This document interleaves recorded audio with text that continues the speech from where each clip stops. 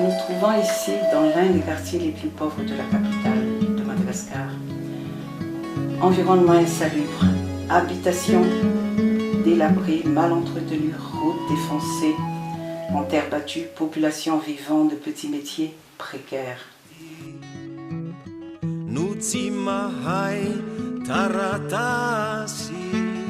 C'est dans ce quartier que M. Rive a construit son école et accueille quelques 370 élèves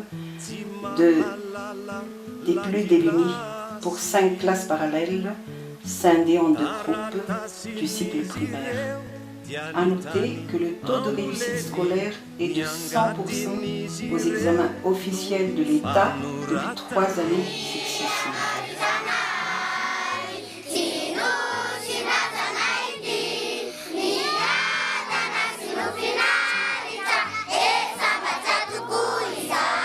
Outre l'enseignement classique, les enfants pratiquent d'autres activités. Éducation civique et citoyenne, activités sportives, jardinage en potager scolaire, hygiène et propreté.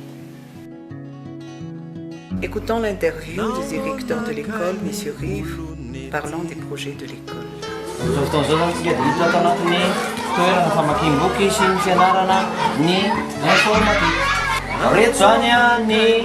Machine afahana mampianatra ny ankizy ny informatika, ao ny ordinateur dia misy ny boky izay ahafahan'ny ankizy mamaky boky dia reto moa zany ny boky misy resaka momba ny jeu tony dia toy ny resaka dictionnaire dia toy ny livre de lecture.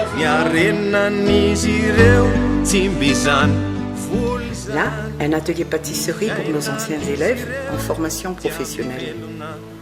Et bientôt, une formation en informatique de base pour eux.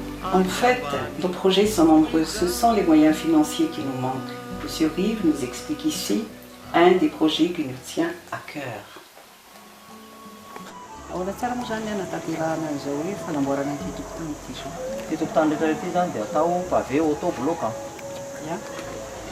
Et sur mètre carré, moi j'en ai joué dans les rythmes d'argent. Ny surface-n'ilay tokotany rehetra zany dia 139,60 mètres carrés. Zay akory. Aiza mipetraka ny lavimay? Lavimay zany dia eto amin'ity faritra akaikin'ny WC ity zany no ametrahana ny lavimay collectif satria rehefa avy any amin'ny WC zany ilay ankizy tonga dia misasan-tanany eo. Rehefa avy milalao misasan-tanany. Hatramin'izay zany ity lalana ity zany dia lalan-tany foana. Dia mazava ho azy zany fa rehefa tonga ny viorana tonga amin'ny fotoam-pahavaratra dia hoentin'ny rika foana ilay lalana dia simba foana. Vokatry rehefa asimbany lalana izay nefa mazava be fa ity zany dia lalana andehanan'ny ankizy rehefa hianatra. Ary ny ankizy moa zany dia tsy ny ankizy hery mampiasa ny lalana fa misy ihany koa ireo olona maro izay mampiasa an'ity lalana ity.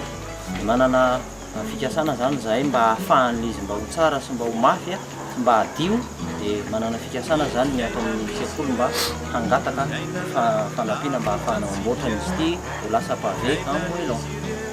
Efa maneho fisaorana sy mifankasitrahana sahady zay zany ny amin'ny zavatra efa ho ataonareo tompoko ny amin'ny fanatanterahana n'ilay projet zay efa nangatahanay. Misaotra indrindra tompoko. Nous vous remercions infiniment pour toute l'attention que vous avez bien voulu accorder à ce mini-reportage de notre école Aina Vaud.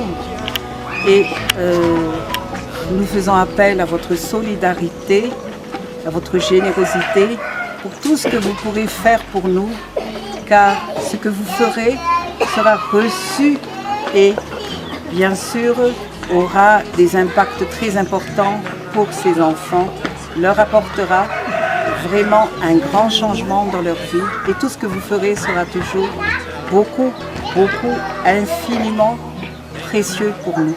Merci à vous tous et à la prochaine. Merci pour les enfants.